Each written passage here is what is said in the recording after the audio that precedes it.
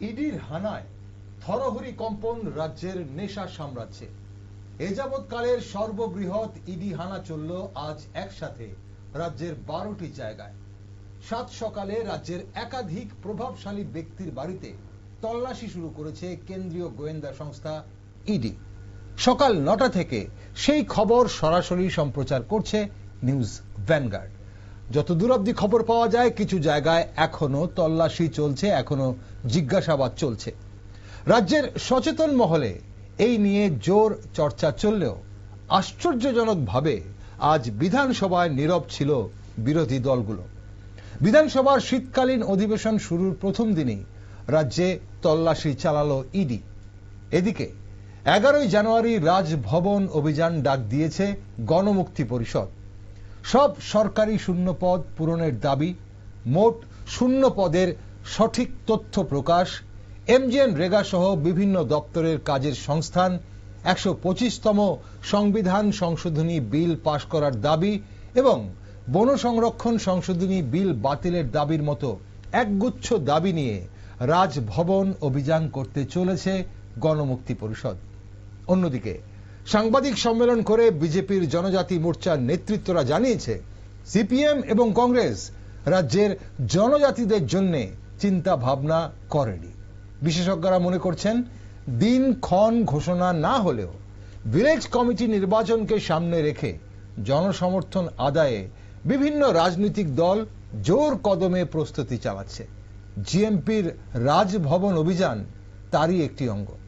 তাই প্রশ্ন জাগে, রাজ্যের বর্তমান পরিস্থিতিতে গণমুক্তি পরিষদের বিভিন্ন দাবি কতটা যুক্তিযুক্ত এবং কতটা গুরুত্বপূর্ণ? তাদের এই দাবি নৃগোষ্ঠীদের কাছে কতটা গ্রহণযোগ্য? নিজেদের হারানো জমি ফিরে পেতে কতটা তৎপর গণমুক্তি পরিষদ? রাজ্যের গ্রাম পাহাড়ের সহজ সরল নৃগোষ্ঠীরা বিভিন্ন রাজনৈতিক দলের দাবি আন্দোলনে কতটা প্রভাবিত হচ্ছে? কি বলছে গণমুক্তি পরিষদের নেতৃত্বরা, তা জানতেই আমাদের আজকের এই বিশেষ টকশো। নমস্কার, আমি দীপেন আর আপনারা দেখছেন নিউজ ভ্যানগার্ড। কেমন আছে রাজ্যের উপজাতি অংশের জনগণ এবং তাদের জন্য কি দাবি নিয়ে রাজভবন অভিযান করছে গণমুক্তি পরিষদ, এ বিষয়ে একটি বিশেষ টকশোতে আজ আমার সাথে রয়েছেন গণমুক্তি পরিষদ নেতৃত্ব প্রণব দেববর্মা। স্বাগত প্রণব বাবু আপনাকে। প্রণব বাবু, ইডির হানা নিয়ে আপনাদের কি বক্তব্য, আপনাদের কি মন্তব্য? আজ সকাল থেকে ইডির হানা চলছে রাজ্যের বিভিন্ন জায়গায়, তা নিশ্চয়ই এতক্ষণে আপনারা বিস্তারিত জেনে গেছেন। পাশাপাশি বিধানসভা, আজ শীতকালীন বিধানসভা অধিবেশন শুরু হলো। বিধানসভায় বিরোধীরা আজ আশ্চর্যজনকভাবে কোনো ধরনের প্রশ্ন করলো না, এই নিয়ে খবর ছিল না বিরোধীদের কাছে? আসলে এই নিয়ে তো এটা নতুন, এটা কোনো ঘটনা না। গত লোকসভা নির্বাচনের আগে থেকেই তো ইডি, তারপরে এখানে আরো বিভিন্ন সংস্থাকে কাজে লাগিয়ে কেন্দ্রীয় সরকার ভোটে তারা সুবিধা পাওয়ার জন্য এটা করেছেন। এখনো তারা রাজনীতিগতভাবে বিরোধী দলের এই সমস্ত নেতৃত্বদের, বিরোধী দলের সাথে যুক্ত এই সমস্ত ইয়াদের ইডির মাধ্যমে এগুলি করানোর চেষ্টা হয়েছে।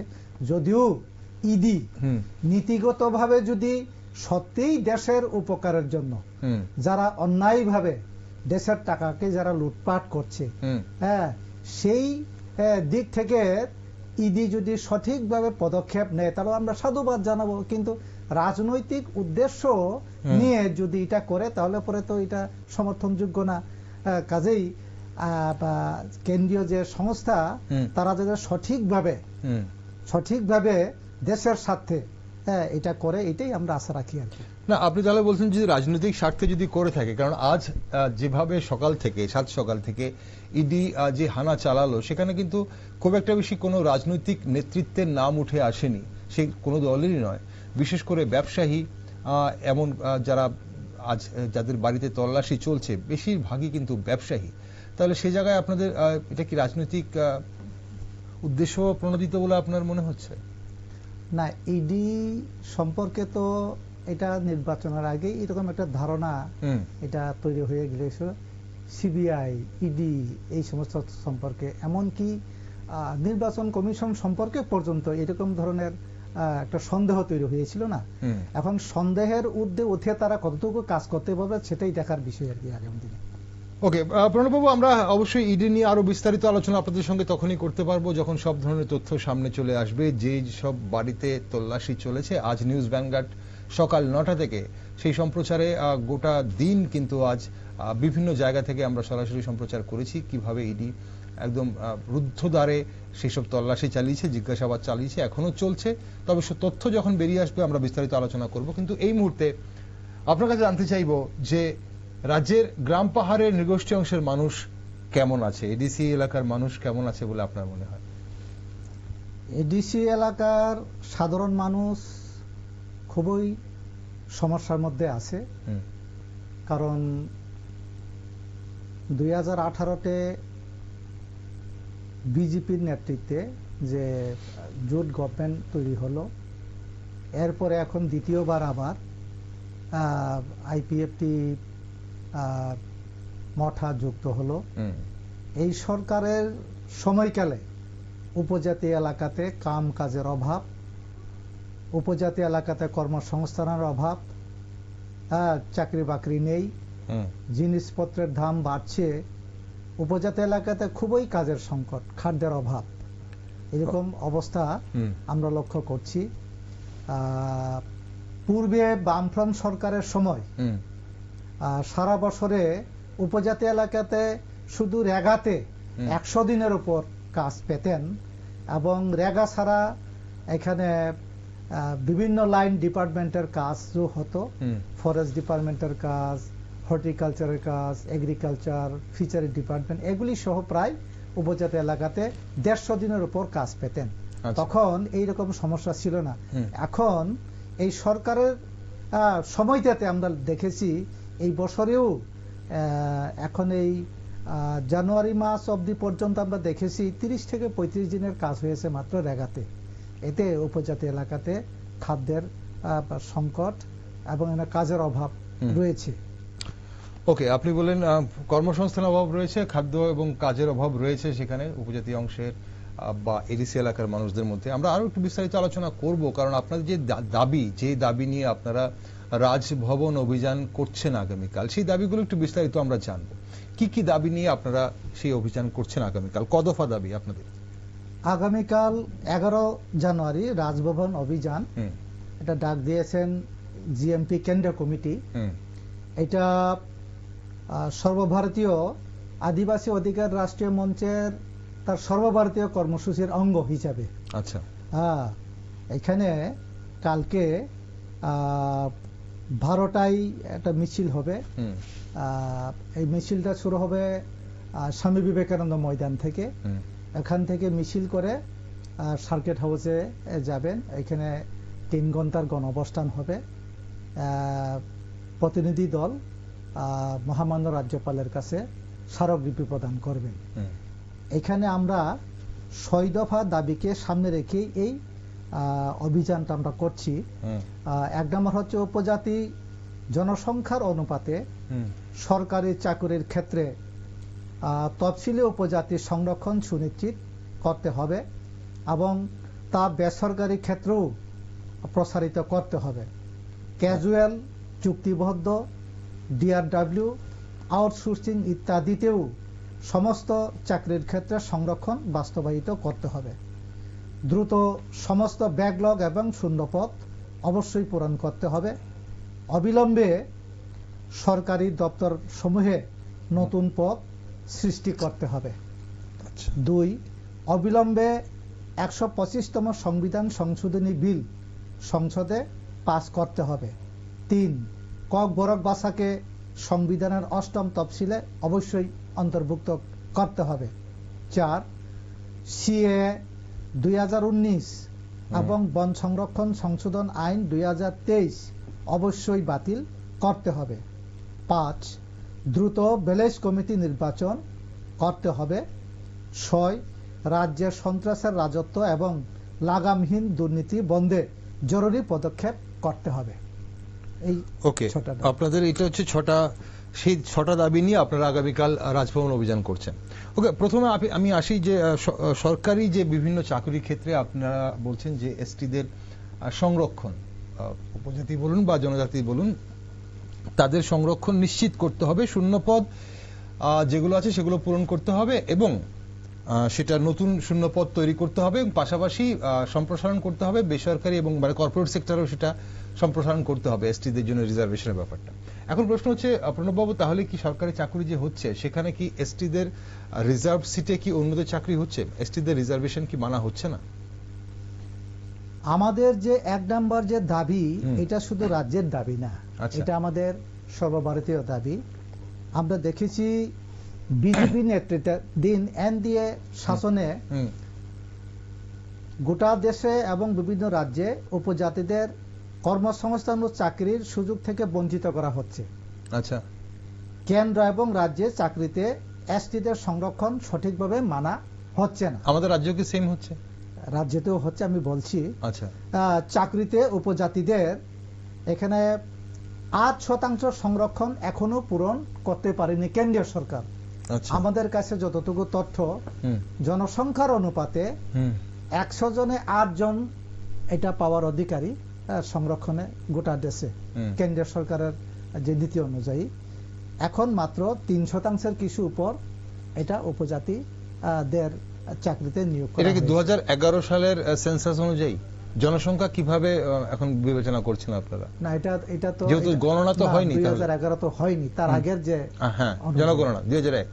আচ্ছা, 2001 এর জনগণনা অনুযায়ী। আচ্ছা, তো এখানে উপজাতিদের গোটা দেশেই এখানে সংরক্ষণ যে নীতি এটা মানা হচ্ছে না এবং উপজাতিদের পদ ভ্যাকেন্ট পরে আছে, এগুলি ফিল আপ করার উদ্যোগ কেন্দ্রীয় সরকার গ্রহণ করছে না, সেটাই আমরা বলার চেষ্টা। এবং বেসরকারি ক্ষেত্রেও উপজাতিদের সংরক্ষণ মানতে হবে, এটা আমরা সর্বভারতীয় ক্ষেত্রে আদিবাসী অধিকার রাষ্ট্রীয় মঞ্চের যে আহ্বান, রাজ্যেও আমরা গণমুক্তি পরিষদ ওইটাকে সামনে রেখেই আমরা আমাদের এই দাবিটা আমরা উত্থাপন আমরা করছি। আর একটু স্পষ্টভাবে ব্যাপারটা জানতে চাইলে, কারণ প্রণববাবু, যারা রাজ্যের যারা সহজ সরল নৃগোষ্ঠীরা আছেন, গ্রাম পাহাড়ের নৃগোষ্ঠীরা বা যুবক অংশের বা যুব অংশের যারা নৃগোষ্ঠীরা আছেন, এসটি বলুন, ট্রাইবেল বলুন, তিপ্রাসা বলুন, উপজাতি, জনজাতি, যেটাই বলুন আপনারা, এখন তাদের মধ্যে একটা ভুল বার্তা যেতে পারে বা তাদের মধ্যে একটা বিভ্রান্তি ছড়াতে পারে যে রাজ্যেও হয়তো এই ধরনের এসটিদের রিজার্ভেশনের সম্পূর্ণ হচ্ছে না। আমরা জানতে চাইছি যে আপনাদের কাছে যে তথ্য সেটা আপনারা গোটা দেশের তুলে ধরলেন যে 3% এসটিদের রিজার্ভেশন পূরণ করা হচ্ছে, 8% এখনো ফাঁকা পড়ে আছে। সেটা রাজ্যের ক্ষেত্রে, রাজ্য সরকারি যে চাকরিগুলো আছে যেখানে যতটা হচ্ছে, কারণ মুখ্যমন্ত্রী বলেছেন প্রায় 13,000 চাকরি হয়েছে। এখন আপনারা বলছেন যে কেন্দ্র এবং রাজ্য সরকারের বিজেপি সরকার উপজাতিদের চাকরির সুযোগ থেকে বঞ্চিত করছে। এই 13,000-এর মধ্যেও কি এসটিদের যে রিজার্ভ যে সিটগুলো আছে সেগুলো কি এসটিরা চাকরি করছেন না, মানে সেখানে সুযোগ পায়নি না, সেখান থেকে বঞ্চিত আছেন? আসলে এইখানে সরকারি হিসাবটার মধ্যেই গন্ডগোল আছে। আচ্ছা, এখানে তথ্য সংস্কৃতি দপ্তর একরকম বলছেন, মুখ্যমন্ত্রী যখন বলেন উনি আরেকটা তথ্য দিচ্ছেন। কোন সময় তো এখন এই যে এগ্রিকালচার মিনিস্টার উনিও মাঝে মধ্যে বলার চেষ্টা করেন, তথ্যর গরমিল থাকে। আসলে এখন চাকরি তো হচ্ছেই না। আচ্ছা, যা কিছু হচ্ছে এই যে ট্যাটে কিছু হচ্ছে, এছাড়া তো অন্য কোনো ডিপার্টমেন্টের চাকরি হয়নি। রাজ্য সরকার অনেকবার ক্যাবিনেটের সিদ্ধান্ত গ্রহণ করেছিল স্বাস্থ্য দপ্তর থেকে শুরু করে আরো বিভিন্ন দপ্তরে লোক নেওয়া হবে, কিন্তু লোক তো নেওয়া হয়নি, অল্প কিছু লোক নেওয়া হয়েছে এটা ট্যাটে। এবং যা কিছু হচ্ছে এগুলি তো ক্যাজুয়াল, কন্ট্রাকচুয়াল, আউটসোর্সিং, ডিআরডব্লিউ, এই সমস্ত ক্ষেত্রে তো সংরক্ষণ তারা মানছেই না। রেগুলার পোস্টে চাকরি নিলে পরে সংরক্ষণের প্রশ্ন আসছে। তার জন্যই আমরা গণমুক্তি পরিষদ দাবি রাখছি ক্যাজুয়াল, কন্ট্রাকচুয়াল, ডিআরডব্লিউ, আউটসোর্সিং এর মাধ্যমে এখন লোক নিয়োগ হলেও যাতে সংরক্ষণ নীতিটা যাতে মেনে চাকরি হয়। কারণ যখন রেগুলার হবে তখন তো এসটি ক্যান্ডিডেট পাওয়া যাবে না, নিশ্চয়ই এটা ফলো করতে হবে। ওকে, আপনাদের দ্বিতীয় দাবি 125তম যে সংবিধান সংশোধনী যে বিল রয়েছে তা পাশ করতে হবে। এখন এই বিলের সমর্থনে কিন্তু বিভিন্ন রাজনৈতিক দল, বিশেষ করে আঞ্চলিক দলও আমরা দেখেছি এগিয়ে এসে, ওরাও দাবি করছে এই বিল পাশ করানোর জন্য। বিজেপি নেতৃত্বরা বলছেন, বিজেপি সহসভাপতি আমার এই টকশোতে কিন্তু বলে গেছেন যে আপনাদের বোধোদয় হয়েছে যে এতদিন পর আপনারা বুঝতে পেরেছেন যে এই বিলটা জনজাতিদের বা নৃগোষ্ঠীদের অংশের ভালো করবে, তার জন্য এই বিলের সমর্থন এখন আপনারা করছেন। এটা ওদের কথা তো ওরা বলেছেন, আমাদের রাজ্যবাসী এটা সবাই জানে, গণমুক্তি পরিষদ এবং বামপন্থীদের দাবি দীর্ঘদিনের 125তম সংবিধান সংশোধনের যে দাবি, আমাদের বর্তমানে যে বিরোধী দলনেতা জিতেন্দ্র চৌধুরী যখন এমপি ছিলেন তখনও সংসদে এটা নিয়ে লড়াই করেছেন এবং এটা রাজ্যসভাতে এই বিলটা এটা উঠে তৈরি হয়েছে, কিন্তু বিলটা উপস্থিত হয়নি। আচ্ছা, হ্যাঁ, এটাকেই আমরা 125তম সংবিধান সংশোধন এটা করতে হবে, এই দাবিটা আমরা করছি। ইদানিং আমরা দেখেছি ব্লকে বিভিন্ন জায়গাতে মঠা তারা ডেপুটেশন দিয়েছে গত মাসের 14 তারিখে। সেখানে আমরা দেখলাম 125তম সংবিধান সংশোধনের দাবিটা ওরা রেখেছে, ভালো কথা। গণমুক্তি পরিষদ বামপন্থীদের দাবিকে তারাও সমর্থন করছেন। এখন জনজাতি মোর্চা করবে কিনা এটা তাদের ব্যাপার। হ্যাঁ, মথা সমর্থন করেছেন, ভালো কথা। এখন আমরাও দাবি করছি দীর্ঘ বছর ধরে, এবং মথাও যদি দাবি করে, মথা তো বিজেপির শরিক দল, তারাও যদি দাবি করে তাহলে ইজিলি আমরা এখন পাওয়ার ক্ষেত্রে সুবিধা হয়ে যাবে। এই বিল তো 2019 সালে রাজ্যসভায় পেশ করেছেন তৎকালীন স্বরাষ্ট্রমন্ত্রী রাজনাথ সিং, তো এটা তো বিজেপিরই আনা বিল, তাহলে জনজাতি মোর্চা নিশ্চয়ই সেটা সমর্থন করছে। তাহলে এখন আপনারা সমর্থন করছেন, আপনারা মথাও সমর্থন করছে, তাহলে এই বিলের বিরোধিতা তো কেউই করছে না। আমরা সমর্থন করছি তা না, আপনাদের দাবি এই বিলটা কাদের জন্য কেন্দ্রীয় সরকার উত্থাপন করেছে, আচ্ছা, সেটা হলো দেখার বিষয়। রাজ্যে যখন লেফটেন্যান্ট গভর্নমেন্ট ছিল এবং এডিসিতেও লেফটেন্যান্ট গভর্নমেন্ট ছিল, কেন্দ্রীয় সরকার থেকে একটা বিষয় এসেছিল, আমরা যখন মোর পাওয়ার এডিসির জন্য লড়াই করছিলাম এর আগে 125তম সংবিধান সংশোধনের আগে কিন্তু আমরা লড়াই করেছি মোর পাওয়ার এডিসির জন্য। তখন সেন্ট্রাল গভর্নমেন্ট থেকে তারা জানতে চেয়েছিল মোর পাওয়ারটা কি। আচ্ছা, 6 শিডিউলে তো মোর পাওয়ার কিভাবে আমরা দেব, আপনাদের প্রস্তাবটা কি। তখনকার সময়ের বামফ্রন্ট সরকার এবং এডিসি প্রশাসন বামফ্রন্টের তারা যৌথভাবে বসেই কি কি সেখানে ক্ষমতা এডিসির হাতে দেওয়া যেতে পারে এই বিষয়গুলি প্রস্তাব আকারে সেন্ট্রাল গভর্নমেন্টের কাছে পাঠিয়েছে। আচ্ছা, এটা কোন সালের কথা? এটা খুব সম্ভবত এটা আরো 5-7 বছর আগে। আচ্ছা, একজাক্ট আমার ইয়েটা খেয়াল নেই, 5-7 বছর আগে। এরপরেই কেন্দ্রীয় সরকার এটার উপরে চর্চা করে তারা এই 125তম সংবিধান সংশোধনী বিলটা তারা এখানে রাজ্যসভাতে উপস্থিত করে তারা চেষ্টা করেছেন। আচ্ছা, কিন্তু আমরা সমর্থন করেছি কথাটা তো ঠিক না, আমরা দাবি করেছি আমাদের দ্বারা এটা। বিজেপির সহসভাপতি বিমল চাকমা এই টকশোতে কিন্তু বলে গেছেন যে 2019 সালে রেবতী ত্রিপুরার নেতৃত্বে এই বিল, এবং সেখানে যারা বিজেপির নেতৃত্বরা যারা আছেন, জনজাতি নেতৃত্বরা সবাই মিলে সেই বিলটা দাবি করেছেন, এবং তারপরেই সেটা উত্থাপিত হয়েছে 2019 সালে রাজ্যসভায় উত্থাপিত হয়েছে। এখন এই বিল কার দাবি, কে সমর্থন করছে সে নিয়ে কিন্তু একটা বিতর্ক সৃষ্টি হয়েছে। তবে আপনারা বলছেন আপনাদের দাবি, বিজেপি বলছে বিজেপির দাবি। এখন মানুষের বোঝার প্রয়োজন আছে যে 125তম যে সংবিধান সংশোধনী বিল, এই বিল কিভাবে নৃগোষ্ঠী অংশের মানুষের উন্নয়ন করবে বা কিভাবে ভালো করবে, সে বিষয় নিয়ে আমরা না হয় অন্য কোনো দিন বিস্তারিত আলোচনা করব। তাহলে দর্শক বন্ধুরা আপনারা বুঝতে পারবেন যে কি এই 125তম সংবিধান সংশোধনী বিল, যে বিলের দাবি গণমুক্তি পরিষদও করছে, যে বিলের দাবি বিজেপিও করছে বা বিজেপি জনজাতি মোর্চা করছে, পাশাপাশি সমর্থন বলুন বা সেই দাবি এখন উঠে আসছে মথা থেকে। ওকে, আপনাদের তৃতীয় নাম্বার যেটা দাবি, ককবরককে ষষ্ঠ তফসিল অন্তর্ভুক্ত করতে হবে, অষ্টম তফসিল অন্তর্ভুক্ত করতে হবে। এখন 1979 সালে প্রণব বাবু আপনারা ককবরককে, আপনাদের গভর্নমেন্ট ছিল, বামফ্রন্ট গভর্নমেন্ট, রাজ্যের সরকারি ভাষা হিসেবে স্বীকৃতি দিয়েছিল। এখন প্রশ্ন হচ্ছে যে এত বছর পরও তার লিপি বিতর্ক মিটল না কেন, আর তৎকালীন সময় আপনারা কেন সেটাকে অষ্টম তফসিলিতে ঢোকানোর জন্য আপনারা আবেদন করেননি বা দাবি জানাননি, এবং যদি জানিয়েও থাকেন সেই লিপি বিতর্কটা কেন মিটল না? আপনাদের কমিশন গঠন করা হয়েছিল, আপনারা কমিশন গঠন করেছিলেন পবিত্র সরকার কমিশন গঠন হয়েছিল, সেখানে রিপোর্ট জমা করার পরও সেই রিপোর্ট অনুযায়ী কেন লিপি বিতর্ক আজও মিটল না, স্বীকৃতি পেল না কেন ককবরক ভাষার লিপি? ককবরক ভাষা সম্পর্কে বলতে গেলে তো অতীতের দুই একটা কথাও এখানে চলে আসে। আচ্ছা, রাজতন্ত্রের আমল থেকে শুরু করে রাজতন্ত্রের পরেও আমাদের রাজ্যে কংগ্রেসের শাসন ছিল, তখনও ককবরক সরকারি ভাষা হিসেবে স্বীকৃতি পায়নি। উপজাতিদের 4 দফা দাবির লড়াই তো এটা ত্রিপুরা রাজ্যের মানুষ এটা সবাই জানেন, সেখানেই এই যে ককবরকের ভাষার বিষয়টি ছিল। তো লেফট গভর্নমেন্ট যখন 1979 সালে যখন রাজ্য ক্ষমতায় আসলো, তখনই এই 4 দফা দাবিকে এটা পূরণ করার ক্ষেত্রে এই ককবরক ভাষাটাও ছিল।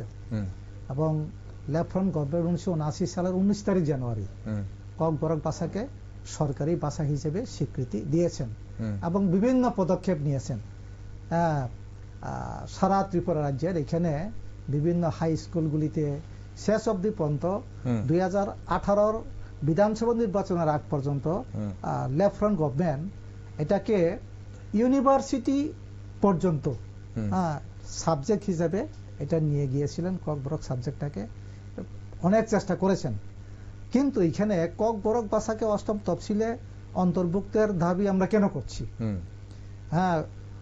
ককবরককে 8ম তফসিলে অন্তর্ভুক্ত করলে পরে এটা জাতীয় স্তরের ভাষা হিসেবে স্বীকৃতি পাবে।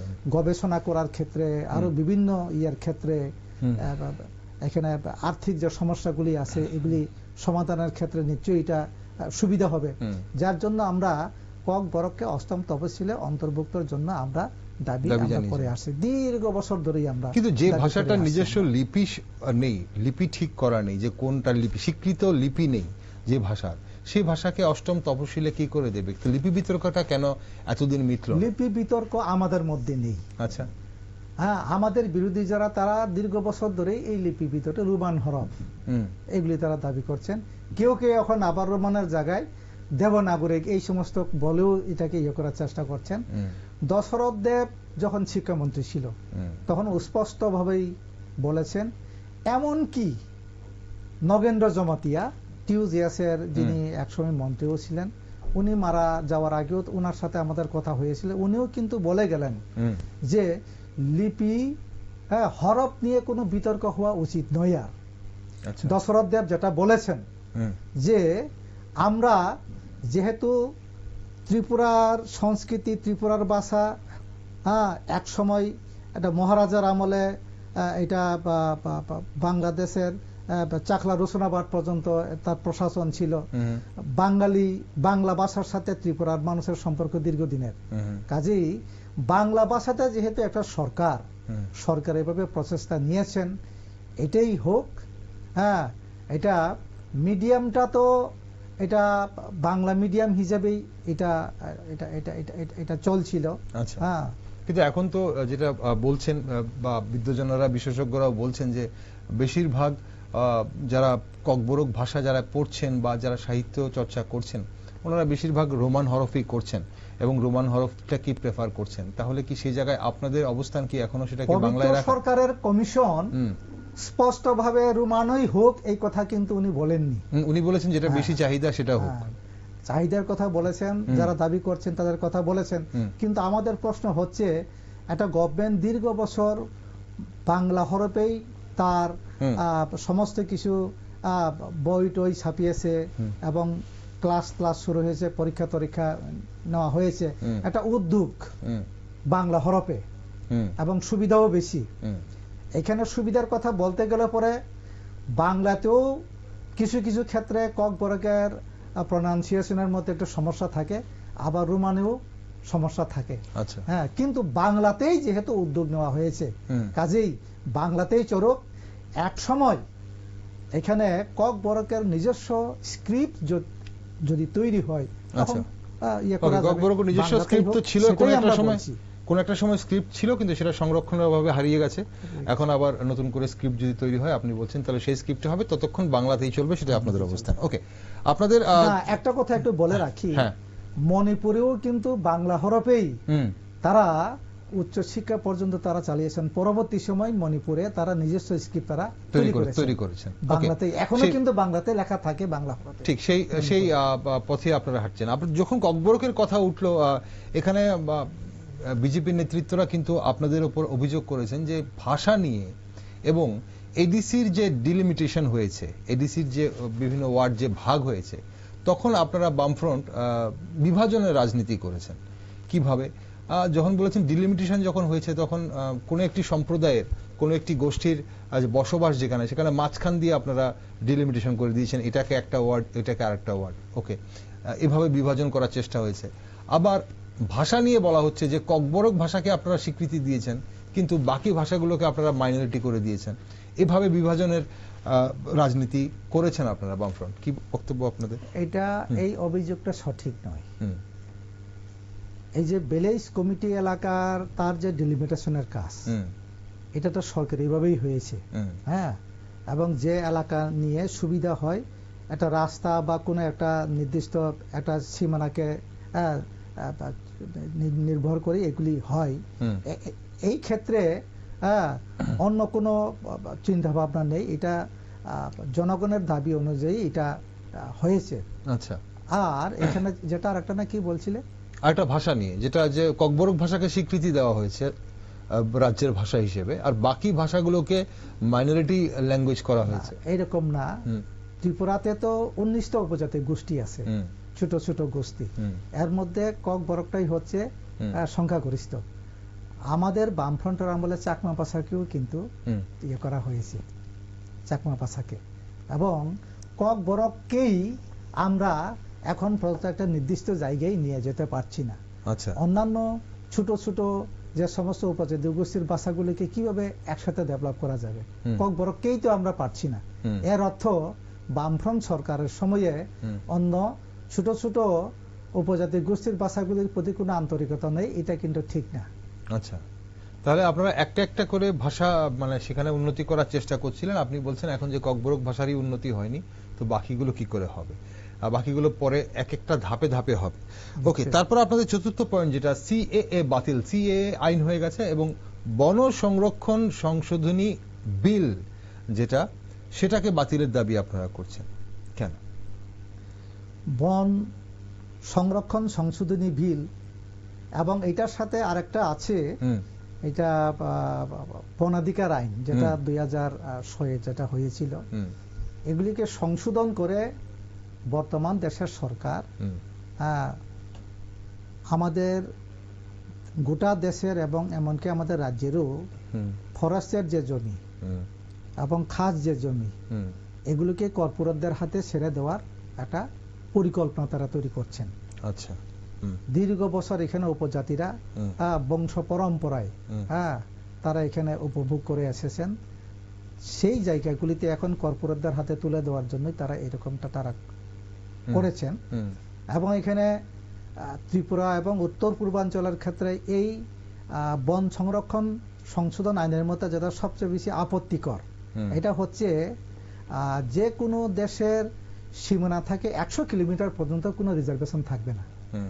ত্রিপুরার ক্ষেত্রে সবচেয়ে বেশি অসুবিধা হবে। এখন ত্রিপুরা রাজ্যের মধ্যে ধরুন না আপনার সিমনা এলাকা, বাংলাদেশ বর্ডার থেকে 100 কিলোমিটার হলে পরে ত্রিপুরা এক পার থেকে এক পার পেরিয়ে যাবে, এখানে কোনো আর সংরক্ষণ থাকবে না।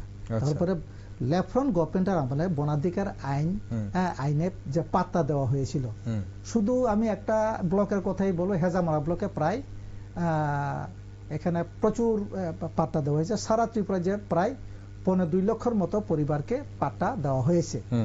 এই পাট্টাগুলি সবটাই এখন ক্যান্সেল হয়ে যাবে, রিজার্ভেশন থাকবে না এখানে, এবং এই পাট্টাগুলি সব ক্যান্সেল হয়ে যাবে। আচ্ছা, নতুন যদি বিল যদি পাস হয়, নতুন না, এটা তো বিল তো তারা এগুলি পাস করিয়ে নিয়েছে। আচ্ছা, এখন অসুবিধা হবে এটা চালু করতে গেলে পরে। আমরা দাবি করছি যে উত্তর পূর্বাঞ্চলে যাতে এটা যেটা চালু না হয়, এটা চালু হলে পরে উপজাতি অংশের মানুষের ভীষণ এটা ক্ষতি হবে। ওকে, এখন এটা নিয়ে তারপরে সিএ আমরা সিএতে আসছি, কিন্তু তার আগে বন সংরক্ষণ এই যে সংশোধনী, সেটা নিয়ে একটা যে আলোচনা, সেখানে বিজেপি নেতৃত্বরা যেটা বলছিলেন যে এই যে আইনটা করা হচ্ছে, এই আইনটাতে তো দেশের নিরাপত্তাকে অগ্রাধিকার দেওয়া হয়েছে। এখন সেটা এই যে 100 কিলোমিটার দূর বা কর্পোরেটের কথা আপনারা বলছেন, সেখানে বলা হচ্ছে যে প্রথম কথা হচ্ছে যে কি ধরনের বন এই আইনের আওতায় আছে, আগের আইনের আওতায় আছে, সেটা নিয়ে একটা কনফিউশন ছিল, সেটা নিয়ে একটা বিভ্রান্তিমূলক ছিল যে কোন ধরনের জঙ্গল বা কোন ধরনের বনগুলো ফরেস্ট রিজার্ভ থাকবে। 1996 সালে সুপ্রিম কোর্ট এর কার্যকরী ক্ষেত্র বাড়িয়েছিল। এখন তারপর দেখা গেছে যে দেশের নিরাপত্তার ক্ষেত্রে এই বন সংরক্ষণের নতুন আইন মানে চালু করা প্রয়োজন হয়েছে, কারণ এখন দেখা যাচ্ছে যে অনেক কিছু করতে হচ্ছে। এই যে রিজার্ভ এরিয়ার মধ্যে অনেক রকম গতিবিধি হচ্ছে, তার জন্য নতুন নতুন কাজ সেখানে গভর্নমেন্টের করতে হচ্ছে, কিন্তু পুরনো আইন অনুযায়ী সেগুলো করা যাচ্ছিল না, তার জন্যই নতুন আইনের প্রয়োজন রয়েছে।